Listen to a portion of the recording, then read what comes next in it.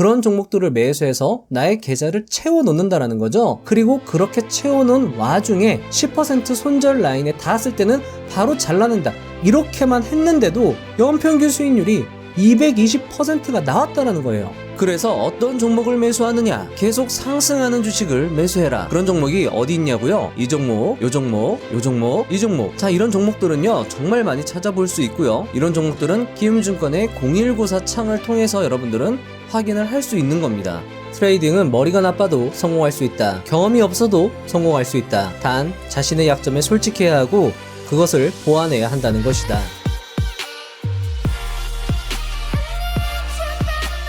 8년 동안 연평균 수익률 127%, 스튜어트 월턴. 6년 동안 최대 연평균 수익률 1422%, 마크 쿡. 5년 동안 연평균 수익률 220%, 마크 미너비니. 7년 동안 연평균 수익률 90%, 스티브 코헨. 그들의 수익률은 연평균 복리 수익률로 100%가 훌쩍 넘습니다. 연평균 100% 수익률로 1000만원을 7년간 운영하면 1000만원은 12억 8천만원이 됩니다. 그야말로 마법 같은 일입니다. 여러분들 10억만 돼도요 300만원 월급쟁이가 27년 동안 벌어야 하는 돈에 해당합니다. 절대 이 12억 8천만원 작은 돈이 아닙니다. 그래서 이 책의 저자 잭 슈웨거는 연평균 수익률 100% 이상을 기록한 그들을 주식시장의 마법사라 불렀을 것입니다. 주식시장에서 돈을 맘껏 불리는 마법사가 되고 싶으신가요? 압도적인 수익률을 자랑하는 주식시장의 마법사 13명은 하나같이 공통된 마법의 주문이 있었습니다. 손실은 작게, 이익은 크게. 아니 이게 무슨 마법의 주문이야? 라고 생각하시는 분이 있을 것입니다. 하지만 잘 생각해 봅시다. 우리가 주식시장에서 돈을 잃었던 건 손실은 크고 이익은 작았기 때문 아닌가요? 오늘 소개해드릴 이 책에는 손실은 작게 하고 이익은 크게 하는 주옥같은 비법과 노하우로 꽉 차 있었습니다. 특히 오늘 영상에서 다뤄지는 내용 중 2번의 내용, 나의 성공 비법, 13번의 내용, 투자는 이것만 알면 쉽다, 내기에도 좋다, 14번의 내용, 왜 걱정하지? 18번째 내용, 패배자에서 성공 투자자로 탈바꿈할 수 있었던 비결, 22번째 내용, 매수 타점. 이 내용들은 여러분들이 주식시장의 마법사로 전직하는 데 있어 특히나 피가 되고 살이 되는 내용일 것입니다. 아마 여러분들은 제가 앞서 리뷰를 해드렸던 시장의 마법사들을 읽은 터라 이 주식시장의 마법사들이라는 책이 별거 없겠지, 비슷한 책이겠지 라고 생각하실 수도 있습니다. 하지만 전혀 다른 배움과 감동을 주식시장의 마법사들이라는 책에서 느낄 수 있었습니다. 따라서 이 책은 매수하시고 여러 번 읽을 충분한 가치가 있는 책이라 할 수 있습니다. 특히 마크 미너비니의 인터뷰 부분은 이 책 중의 백미라고 할 수 있을 것입니다. 시장을 이기는 마법사로 전직하실 준비 되셨나요? 마법사들의 이야기 시작해 보도록 하겠습니다.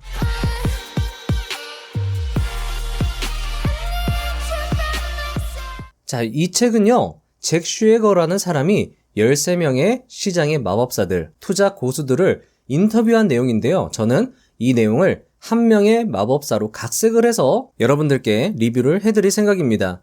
제 영상을 보시고 책을 보시면 또 다른 느낌으로 새롭게 배우실 수 있을 것 같습니다. 자, 이제 시작해 보도록 하겠습니다. 1. 내 꿈은 만화가. 나는 원래 만화가가 되고 싶었다. 나의 꿈은 대학교 때까지 확고했다. 하지만 나는 학과장님과의 면담에서 나의 꿈을 포기했다. 학과장님은 이렇게 말했다. 자네가 대가들처럼 인체를 능숙히 그리고 표현하면서도 시간당 5달러를 벌어도 좋다고 각오가 된다면 만화가가 자네의 확실한 진로라고 생각해도 된다네. 그 지적이 나의 계획에 찬물을 끼얹었다. 나는 우연한 기회에 트레이더가 되었고 현재 운용자산은 1억 5천만 달러, 하나로 1875억입니다. 1억 5천만 달러 규모이다. 나를 본다면 누구든 트레이딩을 할 수 있고 타고난 재능이 필요하지 않다는 걸 알 수 있을 것이다. 2. 나의 성공 비법. 자, 여러분들 이 부분 중요합니다. 저자가 비법을 매우 간단하게 알려주는데요. 어쩌면 오늘 내용에 핵심이 담겨 있다고 할 수 있습니다. 자, 너무 간단하더라도 당황하지 마시고요. 한번 들어보시죠. 아마 나의 성공 비법이 궁금할 것이다. 하지만 나의 비법은 대단한 것이 아니다. 누구나 알만한 이야기다. 내가 주식시장에서 크게 깨달은 것은 강세장이든 약세장이든 좋은 회사는 어쨌든 계속 오른다는 것이었다. 그렇다면 이렇게 물을 것이다. 그런 좋은 회사는 어떻게 찾나요? 그럼 나는 이렇게 대답한다. 주가가 움직이는 모습을 보고 가려내세요. 라고. 자, 여러분들. 저자는 다소 애매한 말이 정말 중요하다고 강조하고 있습니다. 첫 번째, 좋은 회사의 주가는 어쨌든 계속 올라간다. 두 번째, 주가가 움직이는 모습을 보고 가려내라. 자, 이 두 강조 포인트는요, 여러 명의 마법사들이 강조한 내용이기도 했습니다. 하지만 여러분들은 구체적으로 어떻게 하는지 궁금하실 텐데요. 저자는 우리의 궁금증에 이렇게 답합니다. 3. 좋은 주식을 구분하는 두 가지 방법. 첫째로 계속 상승하는 주가 모양을 보이는 주식을 찾는다. 반대로 이리저리 날뛰는 주가 모양을 보이는 종목은 피한다. 앞서 말했지만 좋은 회사의 주식은 어쨌든 계속 오른다. 따라서 꾸준히 상승하는 주식은 추가로 상승할 확률이 높다. 둘째로 호재에는 민감하게, 악재에는 둔감하게 반응하는 주식을 찾는다. 호재에 빠르게 주가가 상승하고 악재에는 상승분을 크게 반납하지 않는 종목을 찾는 것이다. 악재에 형편없이 반응하는 주식은 제외한다. 좋은 주식은 계속 올라가고 잘 떨어지지 않는다. 계속 올라가는 주식을 찾고 잘 떨어지지 않는 주식을 찾아라. 아니 이게 뭔 말이야? 말이야 방구야. 라고 생각하시는 분들이 있을 것입니다. 자, 하지만 이 조언은 강세장, 약세장 다 경험하고 8년간 연평균 수익률이 여러분들 127%입니다.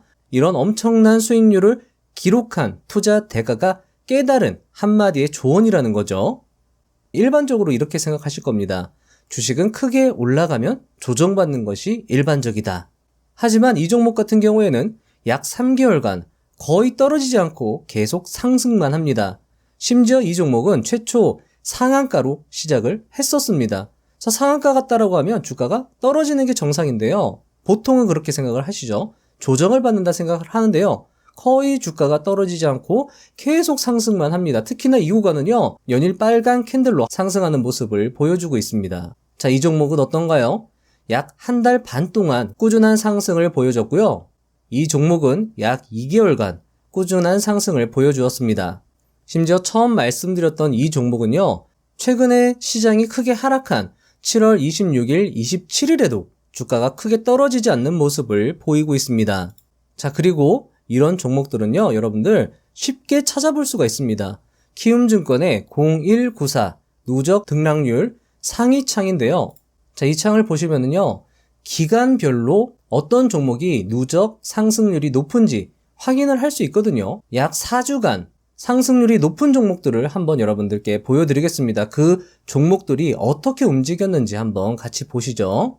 자, 이 종목 같은 경우에도 거의 하락하는 것 없이 계속 상승하는 모습을 볼 수 있고요. 자, 이 종목도 마찬가지입니다. 계속 상승하는, 그러니까 빨간색 캔들이 더 많다라는 거예요. 자, 이 종목도 마찬가지입니다. 빨간색 캔들이 더 많고 추세적으로 상승하는 모습을 보이고 있습니다. 크게 떨어지지가 않죠? 자, 이 종목도 계속 상승하고 있고요. 자, 이 종목도 마찬가지죠? 이 종목도 계속 상승하는 모습. 역시나 이 종목도 마찬가지입니다. 계속 상승하죠? 이 종목, 이 종목, 이 종목, 요 종목, 요 종목, 요 종목, 요 종목, 요 종목. 자, 여기까지만 보여드릴게요. 자, 이런 종목들이 여러분들 정말 많다라는 겁니다. 어디서 확인을 하느냐? 바로 0194 누적 등락률 상위창에서 상위 30개 종목만 여러분들이 보셔도 이렇게 계속 상승하는, 주가가 크게 떨어지지 않고 계속 상승하는 종목을 확인할 수 있다는 겁니다. 물론 제가 여러분들께 보여드릴 때 이렇게 보여드렸어요. 자, 요 종목 같은 경우에는 꾸준하게 상승하다가 최근에 주가가 크게 시장이 안 좋을 때 크게 급락하는 모습을 볼 수 있습니다. 하지만 지금 말한 투자자의 투자법으로 한다라고 하면 이때 손실도 너무나도 당연하게 아무렇지도 않게 받아들일 수가 있거든요. 그건 차근차근 말씀을 드리도록 하겠습니다. 요지는 뭐냐면요, 여러분들 좋은 주식의 회사는 어쨌든 올라간다라는 겁니다. 그런 종목을 찾으시고요. 그리고 시장 상승률보다 더 초과로 상승하고 시장이 하락할 때는 주가의 방어력이 높은 그런 종목들만 매수를 하시면 여러분들 결국엔 뭐죠? 아무 때서나 매수해도 여러분들은 수익 낼 확률이 상당히 높다라는 거죠. 왜냐? 그런 종목들은 좋은 회사의 주식들이고 그런 종목들은 계속 올라가는 경향이 높기 때문에 그런 거죠. 저자의 조언은 조금 전문적이면서도 친숙한 키워드로 바꿔 말하면 추세를 이어나가면서 상보 강도가 우수한 종목을 찾아라 정도로 해석이 가능할 것입니다. 하지만 지혜로운 자는 어려운 것도 쉽게 설명하는 능력이 있죠. 그의 조언은 쉽다고 간과할 게 아니라 새겨들어야 할 지혜일 것입니다. 좋은 주식은 계속 올라가며 잘 떨어지지 않는다. 다시 말하면 좋은 주식은 언제 사도 계속 오른다. 계속 올라가는 주식이 좋은 주식이다. 자, 이쯤 되면 멍하실 수도 있습니다. 아니, 뭐 당연한 얘기인데 이거를 그렇게 강조해서 얘기하지? 라고 하실 수 있거든요. 자, 하지만 여기에 바로 진리, 마법의 주문의 힌트가 숨어져 있습니다. 뒤에 나오는 대가들도 다 비슷하게 이야기하거든요. 자, 저자의 이야기를 계속 들어보도록 하겠습니다. 4. 매매의 타이밍. 나는 계속 올라가는 종목을 찾는다. 그리고 매수한다. 매수해서 오르면 보유한다. 내가 매수한 후 오르지 않으면 판다. 이미 발생한 이익이 줄어들어도 판다. 나는 수익이 손실로 돌아가는 것을 절대로 두고 보지 않는다. 간단해 보이지만 나는 이 간단한 규칙을 지키기 위해 수도 없이 매매한다. 다른 사람이 보면 정신분열증 걸린 환자처럼 보일 것이다. 하지만 나는 그런 건 신경 쓰지 않아도 되는 개인 트레이더다. 내 매매 내역을 누군가에게 공개할 의무는 없다. 5. 그렇게 해서 돈을 벌 수 있나요?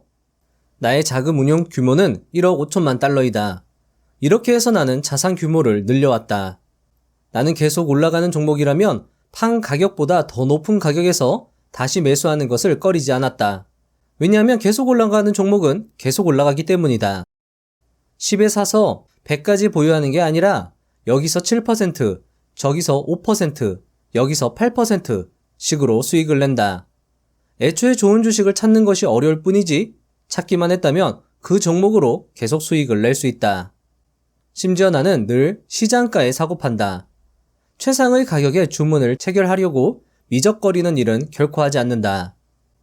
아마 나의 전략에 의구심을 품는 사람이 있을 것이다. 하지만 모든 우수한 전략은 엄격히 고수하기만 하면 효과가 있다고 생각한다. 자, 어떠신가요? 감이 오시나요? 이건 어쩌면 평생 걸려도 얻지 못할 최고급 무공 고수의 무공 비결을 들으신 것과 같을 것입니다. 오늘 영상을 끝까지 보시면 좀 더 명확하게 이해가 될 수 있을 것이라 생각됩니다. 그리고 이 투자법을 이해하신다면 돈을 마법같이 불리는 간단한 방법을 여러분들은 터득하신 셈일 것입니다. 그리고 이 간단한 투자법을 어떻게 실행하는지도 뒤에 제가 팁을 알려드리도록 하겠습니다. 다시 강조드리지만 좋은 투자법은 어렵지 않습니다. 간결하고 명확한 투자법이 좋은 투자법이고 돈을 불려주는 것이죠. 저자의 이야기는 계속됩니다. 채널을 고정해주세요. 6. 나는 감정적이지만 성공했다. 성공한 많은 트레이더들은 감정을 드러내지 않고 열심히 일하며 자기 규율을 따른다. 하지만 나는 그런 점이 부족하다. 나는 쉽게 감정적이 된다. 일을 열심히 하는 사람도 아니고 자기 규율도 철저히 지키지 못한다. 하지만 나의 경우 나의 직감에 대한 확신, 그리고 직감을 재빨리 실행에 옮기는 행동력이 있었다. 그것이 나의 성공 원인이라면 원인일 것이다. 결국 방아쇠를 당기는 능력만으로 다른 모든 단점을 상쇄할 수 있었다. 월스트리트의 왕이었던 버나드 바루크는 자신의 87년 투자 인생, 그리고 모든 인간사를 통틀어 가장 중요한 세 가지를 이렇게 말했습니다. 첫째, 상황이나 문제에 대한 진실을 꿰뚫어보는 능력. 둘째, 그러한 진실이 암시하는 것과 그에 대한 판단을 내리는 능력. 셋째, 너무 늦기 전에 제때 행동할 수 있는 능력. 방아쇠를 당길 수 있는 능력. 너무 늦기 전에 제때 행동할 수 있는 능력. 모두 일맥상통한다 할 수 있습니다. 이 부분은요, 여러분들 저자 이야기를 직접 들어보시면 더 실감나게 이야기를 들으실 수 있을 거라 생각이 됩니다. 7. 손실을 계속 본다면. 손실이 계속되면 규모를 줄여야 한다. 하지만 대다수 투자자들은 규모를 줄이지 않고 다시 오를 것이라는 헛된 희망을 가지고 버틴다. 희망은 투자자들의 사전에 절대 있어서는 안 될 단어이다. 내가 매수한 종목이 다시 상승하기를 바란다라는 말이 나오자마자 즉시 해당 종목의 일부를 줄여야 한다. 그것이 손실을 줄이는 간단한 방법이다. 그리고 필요한 것이 재충전의 시간이다. 재충전해야 다음 큰 기회가 왔을 때 제때 행동하여 그 기회를 잡을 수 있다. 그 사이 매매 몇 건을 놓쳤다고 해도 아무런 영향이 없다. 왜냐하면 기회는 늘 오기 때문이다. 8. 어느 실패한 투자자의 신나는 매매. 트레이딩은 머리가 나빠도 성공할 수 있다. 경험이 없어도 성공할 수 있다. 단 자신의 약점에 솔직해야 하고 그것을 보완해야 한다는 것이다. 약점에 노출되는 실수를 계속해서는 결코 트레이더로 살아남을 수 없다. 몇 년 전 한 옵션 트레이더가 내 사무실로 와서 자신의 1년치 매매 내역을 검토해 줄 수 있는지 물었다. 나는 진심으로 그를 도와주고 싶었다. 그는 전체 매매에서 84%의 승률을 보였지만 연간 수익은 마이너스였다. 나머지 16%의 매매가 문제였던 것이다. 나는 그의 매매를 살펴보았고 약 400건의 매매 가운데 5건의 매매에서 대부분의 손실이 발생하는 것을 알게 되었다. 처음에는 어떤 공통 분모도 찾지 못했다. 하지만 날짜를 확인하고 5건의 매매 가운데 4건이 금요일 만기일에 실행되었다는 것을 알게 되었다. 나는 그에게 전화를 걸었다. 문제를 찾았어요. 큰 손실을 기록한 5건의 매매 가운데 4건이 금요일 만기일에 실행되었더군요. 금요일에 매매를 하지 않으면 될 것 같습니다. 무슨 말씀이세요? 그날은 매매하기에 제일 신나는 날이잖아요. 매매로 재미를 얻고 싶은 건지 돈을 벌고 싶은 건지에 대해 확실히 하세요. 돈을 벌고 싶다면 금요일 만기일 매매를 끊으세요. 그날은 밖으로 나가 뭔가 다른 일을 하시고요. 안 돼요. 그럴 수는 없어요. 그날 매매하는 것만큼은 포기할 수 없습니다. 문제를 해결할 다른 방법을 찾아보겠습니다. 매매를 끊는 것으로 이 문제를 해결하지 않으면 선생님은 끝장날 겁니다. 그는 결국 6개월 뒤에 파산했다. 그는 지표들을 속속들이 알고 있었다. 일 중독이었고 굉장히 똑똑한 사람이었다. 초기에 손실을 잘라내는 대부분의 방법도 알고 있었다. 단 하루만 쉬면 되는데 그걸 못했다. 약점을 해결하지 못하면 파산으로 직결된다. 손실을 최소화하기 위해서는 이익을 늘리기 위해서는 자신의 약점, 자주 하는 실수가 무엇인지 파악하고 해결하는 것이 매우 중요하다는 가르침을 배울 수 있는 경험담이었습니다. 사실 조언을 구했던 그 사람은 자신의 실수가 무엇인지 이미 알고 있었어요. 근데 고치지 않았던 거죠. 본인 스스로는 사소하다라고 생각을 할 수 있지만 그게 만약에 큰 실패로 연결되고 그게 자주 반복되면 그건 죽어도 고쳐야 된다라는 거죠. 그런 가르침을 배울 수 있는 재밌는 경험담 아니었나요? 책에는 이 외에도 재밌는 경험담이 다수 실려 있습니다. 책을 읽어보시면 투자 고수의 재밌는 이야기 속에서 지혜를 찾을 수 있을 것입니다. 9. 주식은 매수하면 올라야 한다. 자, 여러분들 이 말 어디서 많이 들어보시지 않았나요? 제가 예전에 리뷰했던 시장의 마법사들에서 데이빗 라이언이 했던 말이죠. 자, 주식시장에서도 역시나 적용되는 이야기입니다. 주식은 매수하면 올라야 한다. 한번 들어보시죠. 나의 매수 동기는 언제나 같다. 주식을 살 때는 산 후 즉시 또는 몇 시간 또는 길어야 며칠 내로 주가가 오를 것이라 생각한다. 그렇지 않으면 나의 매수는 실패할 확률이 높다. 만약 매수 버튼을 눌렀을 때 바로 사진다면 잘못된 매수일 가능성이 높다. 좋은 주식은 상승하는 주식이다. 내가 매수를 누르는 그 순간에 주가가 상승하여 매수에 실패했다면 그건 그 종목을 내가 잘 선택했다는 증거이다. 자, 여러분들도 아마 그런 경험이 있을 겁니다. 주식 주문 버튼을 현재가로 매수를 눌렀는데 그 누르는 순간에 현재가가 상승해서 매수 체결이 되지 않는 경우가 있죠. 그런 경우에 왜 안 사지는 거야 라고 더 비싸게 사는 것에 조금의 푸념이 나올 수 있는데 그 안 사지는 게 좋은 주식, 상승하는 주식이라는 신호라는 것이라고 이야기를 해주고 있습니다. 자, 계속 반복이 됩니다. 상승하는 주식이 좋은 주식이다. 내가 매수를 해서 상승해야 나의 투자가 올바른 투자라고 증명받은 거다. 내가 매수했는데 주가가 떨어지면 그건 실패할 확률이 조금 높다 생각을 하시고 며칠이 지났는데도 떨어졌다, 계속 떨어지고 있다, 나의 생각과 반대되는 상황이 연출되고 있다라고 하면 그때는 손실을 바로 잘라내야 한다. 손실은 작게 줄이는 게 돈을 불리는 데의 핵심이다. 마법의 주문과 같은 것이다. 계속 강조가 되고 있는 겁니다. 10. 빠른 주가 상승을 기록한 주식들의 공통점. 대개 덜 알려진 회사다. 이런 주식들의 80% 이상이 역사가 10년 미만인 회사들이다. 상당수가 신생기업인데 주가가 낮은 종목은 피한다. 주가가 낮은 데는 대개 이유가 있다. 일반적으로 주가가 $20 이상인 주식을 사고 $12 미만인 주식은 사지 않는다. 나의 기본 철학은, 자, 여러분들 요 말 중요합니다. 한번 들어보시죠. 나의 기본 철학은 시장이 제공하는 최고의 주식들의 포트폴리오를 노출하고 자신의 판단이 틀렸을 때는 신속하게 손실을 잘라낸다는 것이다. 이 한 문장이 나의 전략을 근본적으로 설명한다.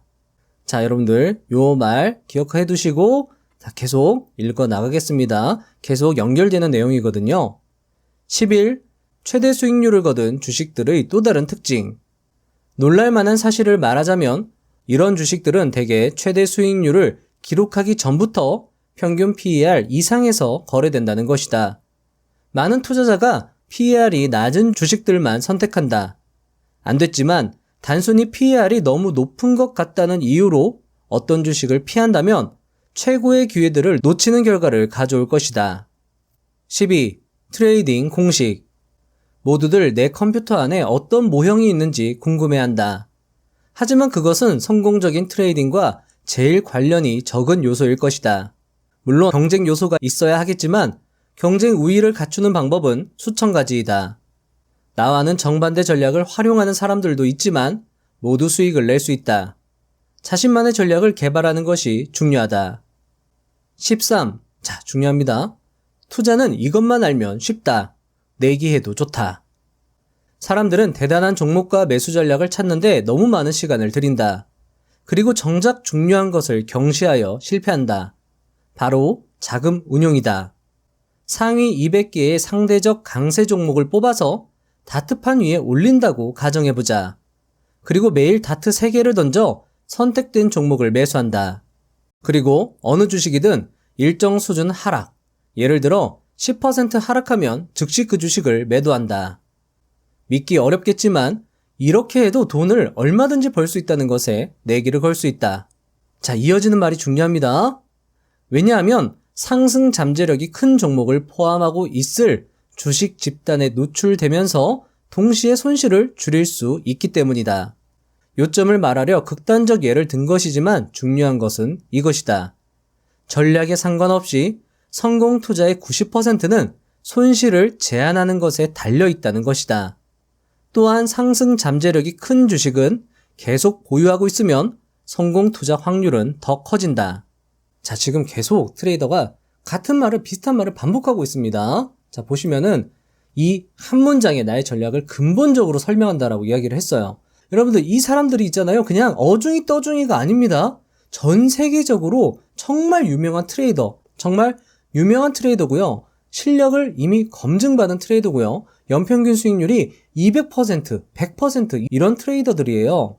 이런 트레이더들이 지금 어떻게 말하고 있는지 정말 여러분들 집중해서 들어주셔야 됩니다. 시장에 제공하는 최고의 주식들의 포트폴리오를 노출한다. 그러니까 그런 종목들을 매수해서 나의 계좌를 채워놓는다라는 거죠.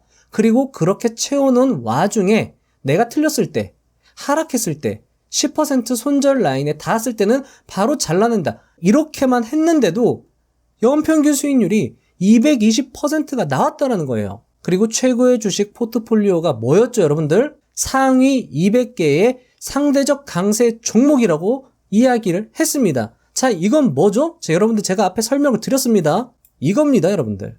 누적 등락률 상위.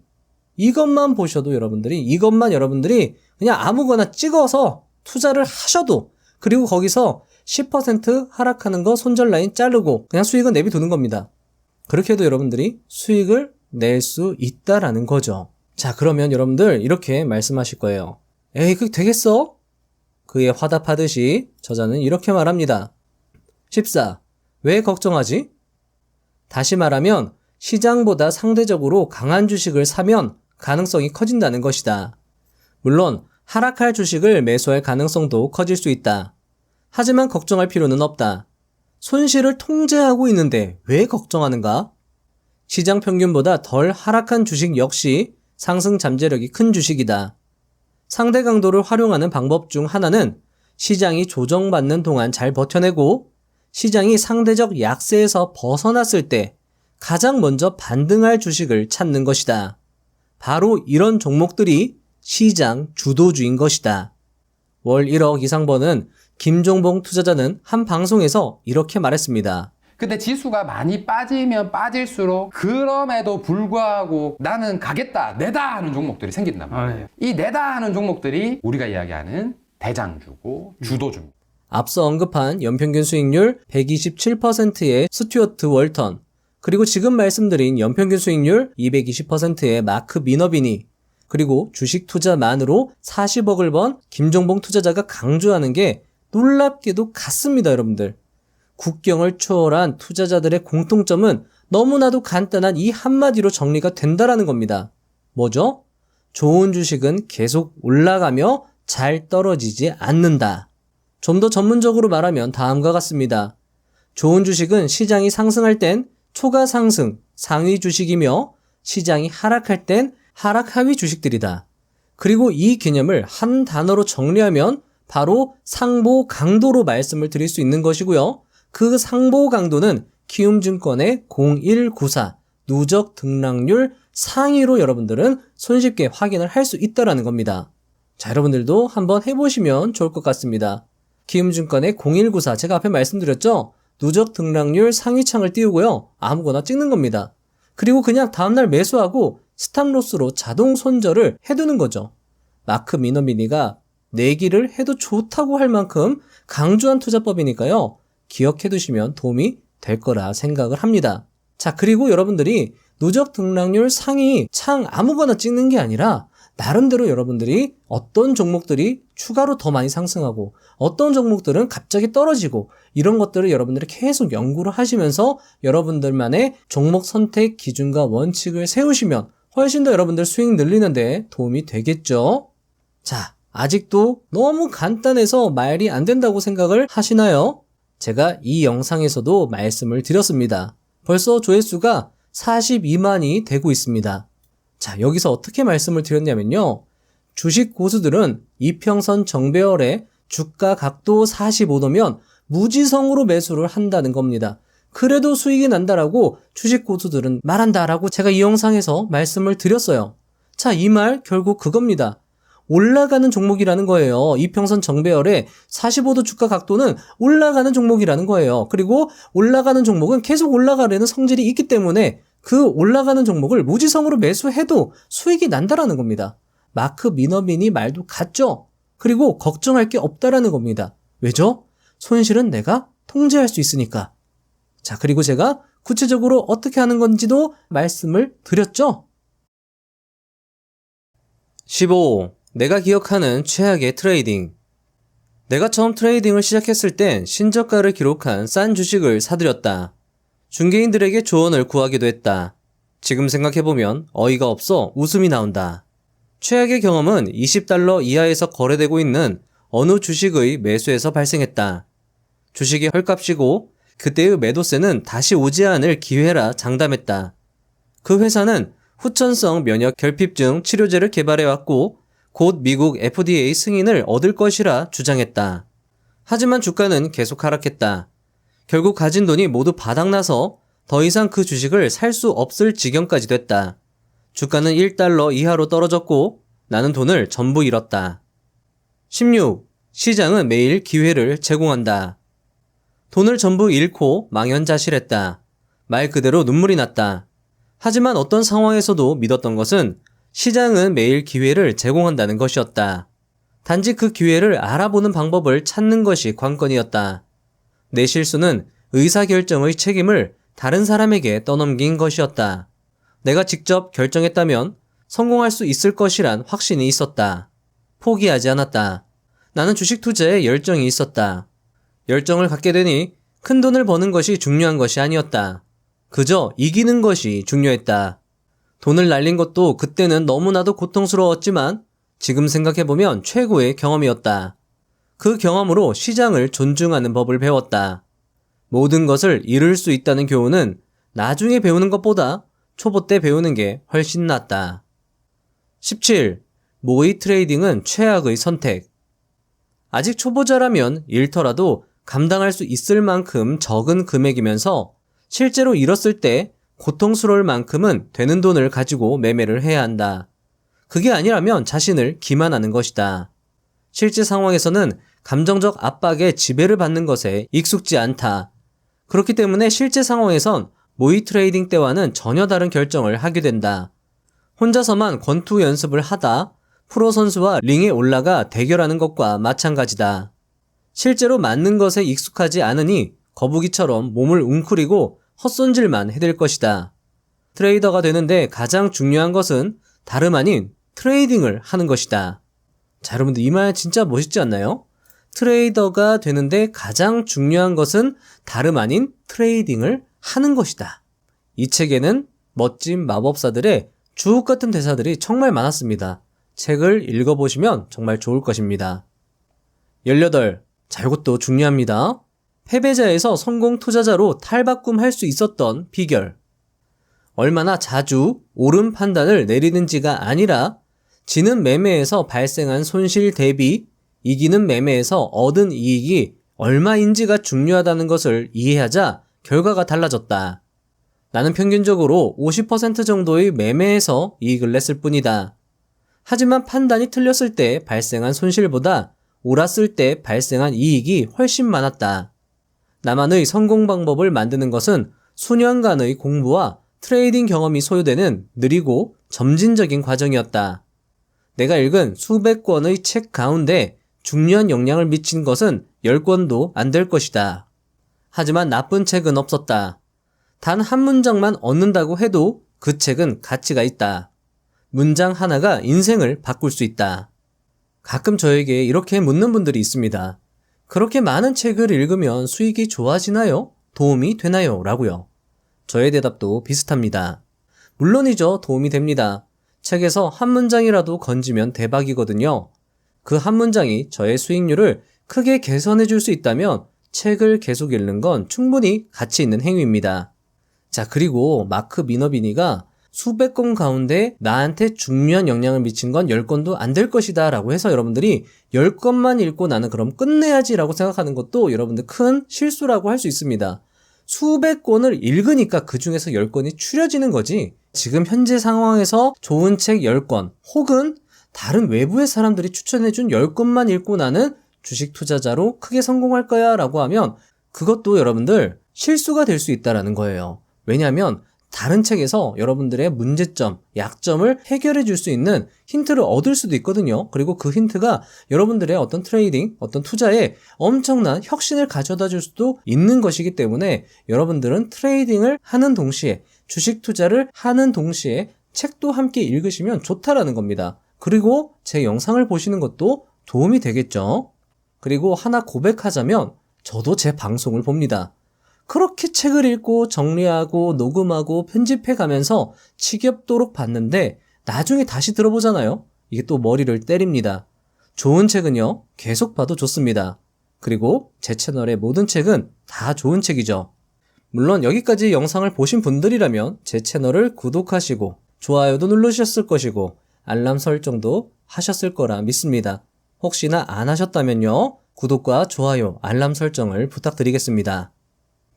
19. 리버모어에게서 배운 교훈. 제시 리버모어의 책 주식 매매하는 법은 나에게 큰 영향을 주었다. 그 책엔 중요한 메시지가 많았다. 기본적인 메시지는 경직되지 말라는 것, 시장은 절대 틀리지 않는다는 것이었다. 또한 포지션에 진입할 적정 시점을 기다릴 때뿐만 아니라 이기는 포지션에서 이익을 실현할 때도 인내할 필요가 있다고 이야기하고 있다. 정말 마음에 깊이 와닿는 메시지는 원금뿐만 아니라 이익을 보호하는 것이 중요하다는 것이었다. 제시 리버모어의 책이 현대 시장에서도 얼마든지 적용 가능하다는 사실이 신기할 따름이었다. 20. 틀린 채에 머무르는 것은 절대 용인되지 않는다. 틀리는 것은 용서할 수 있다. 하지만 틀린 채 머무르는 것은 절대 용인되지 않는다. 틀리는 것은 선택할 수 있는 문제가 아니지만 틀린 상태에서 머무르는 것은 다르다. 어떤 경우든 중요한 것은 하락 위험을 관리하는 것이다. 좋은 트레이더는 하락 위험을 관리하며 상승 가능성은 염려하지 않는다. 수비를 제대로 하면 지지 않는다. 21. 팔았다가 다시 돌아오는 것이 어렵지 않나요? 나의 기준에 맞으면 어렵지 않다. 이전 투자가 중요한 것이 아니다. 투자는 지금 현재가 중요한 것이다. 처음엔 포지션이 자동 청산되면 그것으로 그만이었다. 빨리 잊고 다른 주식을 찾기 시작했다. 하지만 몇 개월 뒤 그 주식들이 2배에서 3배 뛴 것을 보면 맙소사 하며 소리를 지르곤 했다. 자동 청산된 뒤 다시 진입하기 위한 계획이 필요하다는 것을 깨달았다. 재진입 후 또 자동 청산 당한다면 상관없다. 제대로 매매하기 위해서는 얼마든지 재진입이 가능하다. 때로는 자동 청산을 당할 때 더 큰 가능성이 나타나기도 한다. 자, 지금 자동 청산이라는 게 흔들기에 지금 당했다고 고백을 하는 거죠. 계속 샀는데 떨어지고 팔았는데 오르고 세력들은 개인 투자자들이 어디에서 매도하고 어디에서 매수하는지 다 알고 있습니다. 그렇기 때문에 흔들기가 용이하고 개인 투자자들은 그 흔들기에 당할 수밖에 없는 거죠. 마크 미너비니도 마찬가지입니다. 그것에 당할 수밖에 없는 거죠. 하지만 끝까지 끈질기게 그것을 물고 늘어졌을 때 수익은 흔들기에 당했을 때의 손실보다 훨씬 크다라고 지금 이야기를 하는 겁니다. 그리고 흔들기가 많으면 많을수록 상승 확률은 그리고 상승 폭은 더 크다라고 마크 미너비니는 이야기를 하는 거죠. 22. 매수 타점. 책에서 마크 미너비니는 자신의 매수 타점을 공개하지 않았습니다. 단지 가격 움직임의 샌드위치라고 표현을 했을 뿐이었습니다. 하지만 이 힌트만으로도 우리는 마크 미너비니의 매수 타점을 유추할 수 있습니다. 마크 미너비니는 그에 져서 초수익 성장주 투자에서 자신의 매수 타점을 이렇게 보여주었습니다. 자, 마크 미너비니는 변동성 축소라는 개념을 활용해서 자신은 변동성이 가장 축소된 최소 저항에서 매수를 한다라고 고백을 하고 있거든요. 최소 저항이라는 건 이렇게 가격 변동폭이 점점 줄어드는 와중에 거래량이 극도로 메말랐을 때, 그리고 뒤에서 설명이 됩니다. 캔들이 짧아져서 매도세가 완전히 메말랐을 때, 그때를 최소 저항이다. 그때가 비로소 매수를 할 시점이다라고 이야기를 하고 있습니다. 자, 어떤가요, 여러분들? 상승 추세선과 하락 추세선 사이에서 주가가 이렇게 샌드위치처럼 끼어 있는 걸 확인할 수 있습니다. 잭 슈에거는 마크 미너비니의 매수 타점을 공개하진 않았지만 아마 인터뷰할 때 당시에는 마크 미너비니한테 설명을 들은 것 같아요. 그래서 그것을 샌드위치 진입 조건이라고 은근슬쩍 책에 공개를 한 거죠. 자, 이 타점은요, 한번 리마인드를 할 필요가 있을 것 같습니다. 자, 이거 간단하게 설명을 드리면 다음과 같습니다.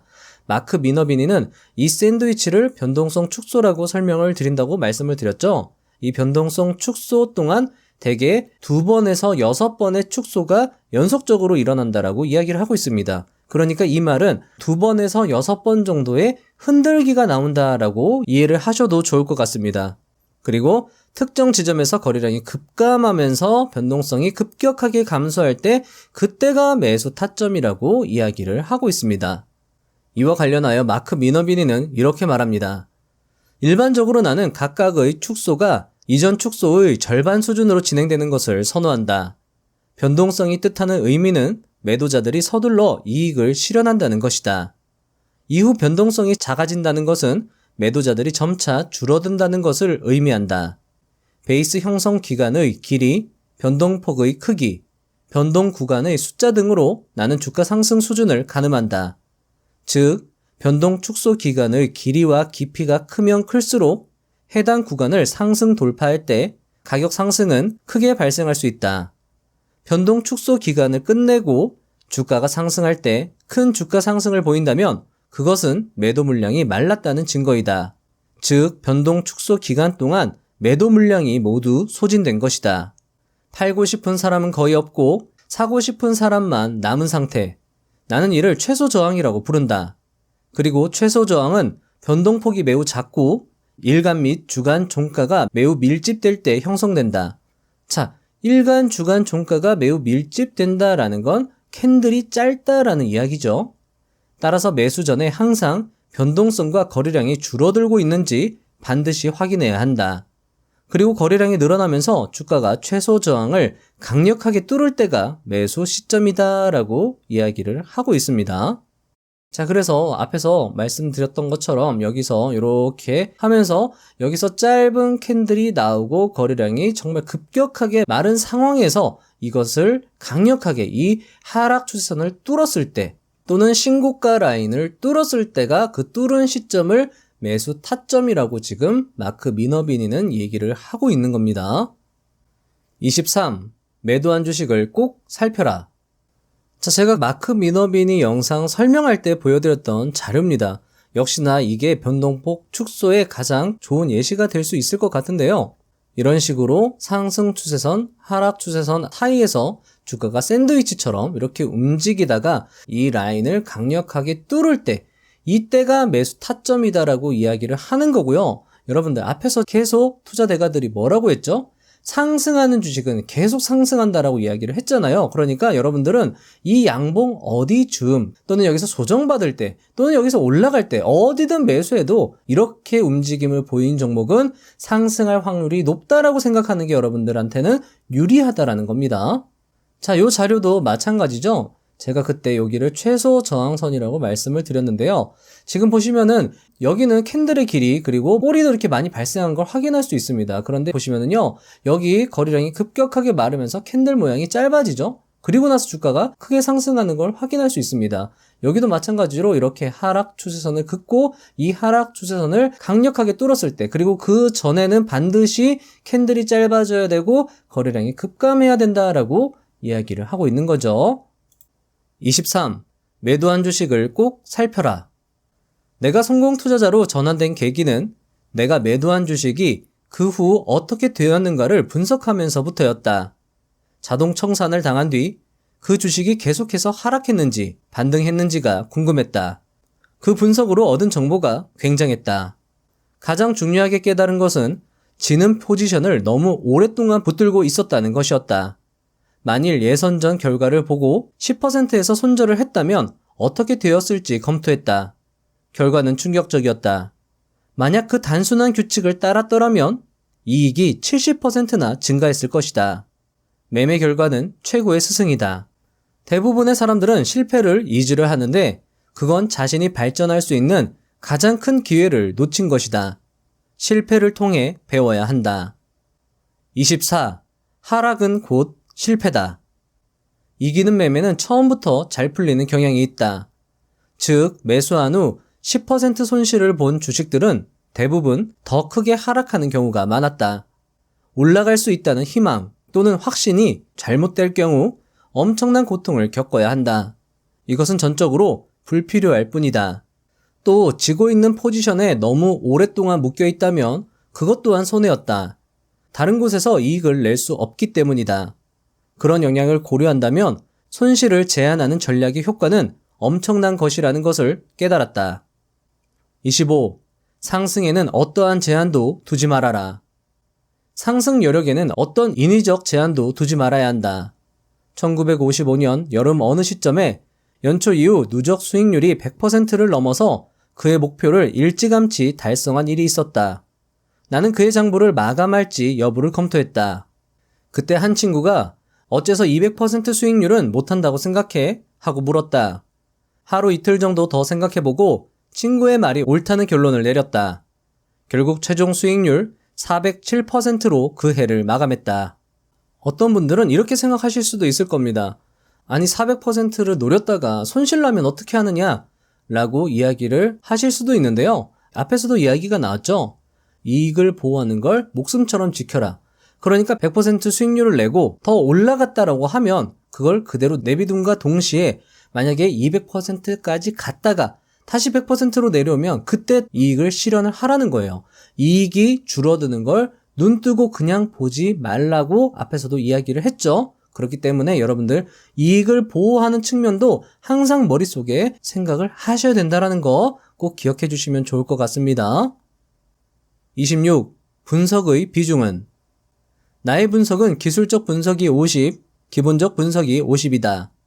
하지만 상대적 주가 움직임이 상위 2% 이내라면 펀더멘털이 부정적이더라도 나는 해당 주식 매수를 고려할 것이다. 나에게 주가 움직임이 더 결정적이라 할 수 있다. 자, 여러분들 여기서도 나오죠? 상보강도의 위력입니다. 상대적 주가 움직임, 상보강도가 상위 2%라면 그러니까 뭐 적자가 나고 회사에 안 좋은 소식이 있고 이래도 그냥 일단 매수를 해본다라는 거죠. 걱정할 필요가 없다라는 겁니다. 하락, 손실은 제한하면 되는 거니까요. 자, 이런 식으로 이 투자자들은, 이 마법사들은 재산을 불려나갔다라는 겁니다. 이게 주식 투자의 어떻게 보면 본질이다, 진리다라고 할 수 있는 거죠. 27. 나만의 기법을 개발하는 방법. 전통적인 차트 패턴을 좀 더 자신에게 맞도록 또는 특정 조건에 맞도록 변형시키는 게 중요하다. 일반적인, 전통적인 패턴이 잘 들어맞는 때는 언제인지, 그리고 그 패턴이 더 잘 들어맞기 위해서 무엇을 변형해야 하는지 많은 연구가 필요하다. 잘 만든 나만의 수익화 모델은 꾸준한 수익을 보장한다. 트레이딩을 생업으로 삼기 위해서는 일관된 성과를 내는 방법을 반드시 찾아야 한다. 28. 수익에 취하지 마라. 초보자들은 수익이 났을 때 느슨해지면서 돈을 벌었다는 착각에 빠진다. 그 순간 시장은 즉시 돈을 회수해간다. 이익은 지켜낼 때만 자신의 돈이 된다. 또한 보유할지, 청산할지 양당 간의 결정을 내릴 필요는 없다. 주가가 올랐을 때 무엇을 해야 할지 모르겠다면 이익의 일부를 실현해도 아무 문제가 없다. 자, 분할 익절을 적절하게 사용해라 라고 이야기를 하는 거죠.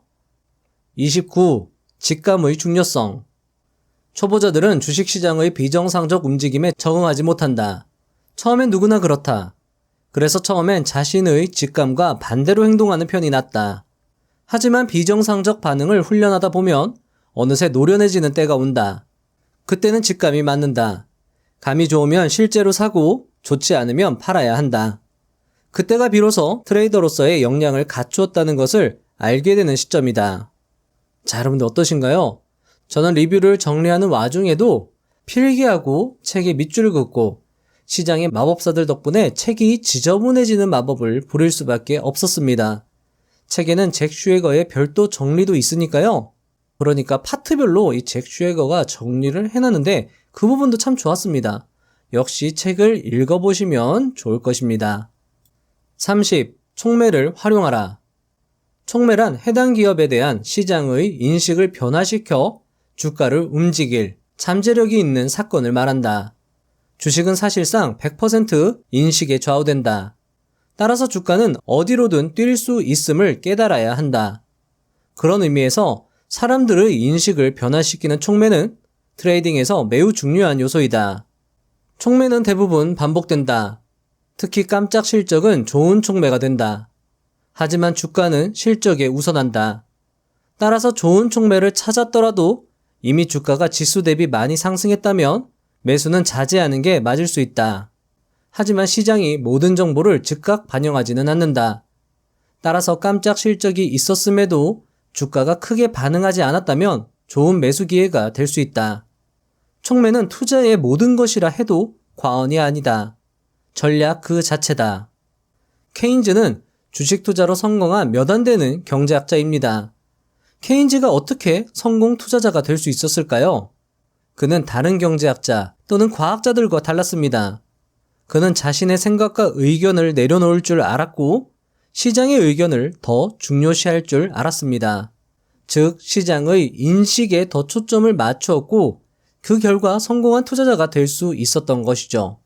그렇게 해서 나온 것이 케인즈의 미인대회 이론입니다. 미인이란 자신이 미인이라고 생각한 사람이 아니라 모두가 미인이라고 생각하는 사람이다. 라는 것이 이론의 핵심이죠.